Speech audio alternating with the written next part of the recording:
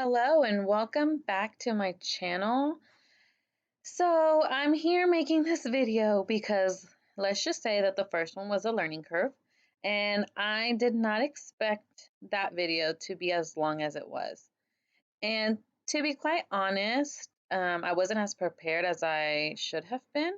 So I wanted to just make this quick video because I wanted to update you guys. I did have to rearrange the budget just because there was a few things that I missed. And I wanted to tell you about that before, our first check back with the budget. So I went ahead and, like I told you last time, I blocked out our income just for privacy purposes. Um, so I did do that. Some things we talked about in the last video, just you can see the available budget. My remaining budget is still at $0. Here is my pie chart for the expenses. So 14% is going towards savings and my sinking funds. 40% is going towards debt, and 45% is going towards our normal expenses. Now, I went ahead and rearranged the normal expenses by due date. This just helps me know what needs to go out first. Some of these are taken directly out of my bank account, and some of them I have to go in and actually make the payment. So I've added the dates. The ones without dates I have put towards the bottom. Now, there was two that I actually missed in the last video where we budgeted together. Two things that I like to add is a miscellaneous section, and in this miscellaneous, I put $75. So, my thinking to this is that just in case there's anything else that happens or occurs, we have this $75 to kind of help us, you know, in any scenario that there might be, whether it's, God forbid, a hospital stay or something like that, that we're just not accounting for. So $75 there. And then eating out. Me and my husband, we work a lot. So we do eat out some days just because it's easier that way. So I did put 150 towards eating out. Now, this miscellaneous category, I'm not too sure if I want to leave it here where the normal expenses are. I might actually add it to the savings and the sinking funds.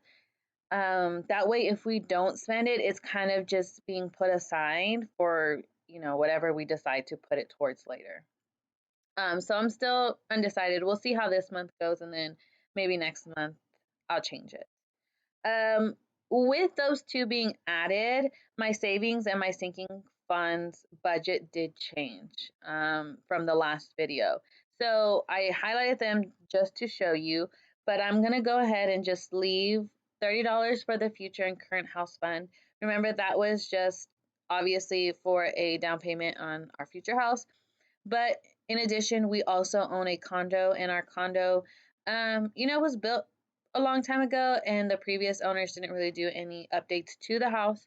So we're hoping to start saving money so that we can start fixing up our condo and eventually rent it out. We do want to use it as investment property, but we probably have a year, maybe even two, before anything real serious happens with that. Birthdays, we are setting aside money for birthdays. This is to help us with family birthdays, our birthdays, things like that. We will be putting $30 a month in that. And we kind of will, play it by year to see how that goes. Christmas, we're also going to be starting to save for Christmas. So for this month, we're going to be putting $30 into Christmas.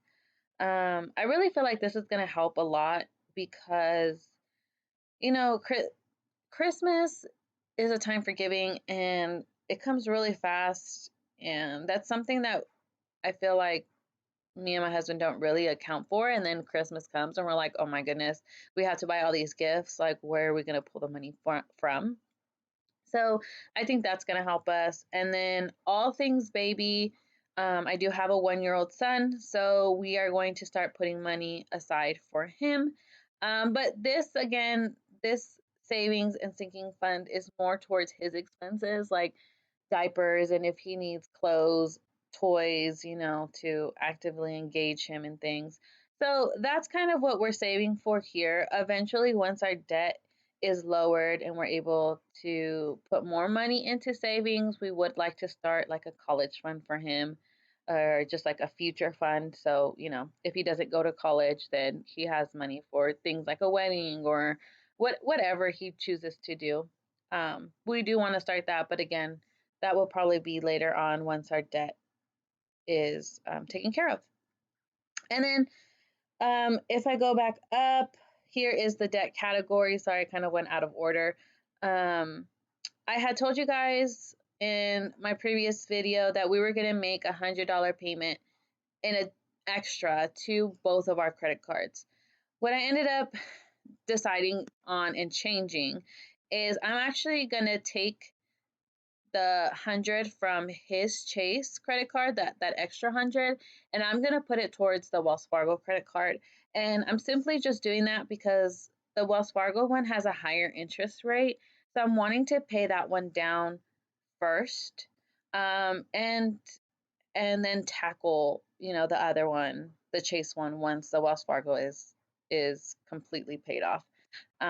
This is also known as a snowball method. So the snowball method, what you do is you get all of your debt and you are only paying the minimum. So you start only paying the minimum, but any extra money that you have, you put towards one debt. And then once you pay that debt off, all the payment that you were putting towards that goes to the next one. And so it's a snowball effect on how you pay each one.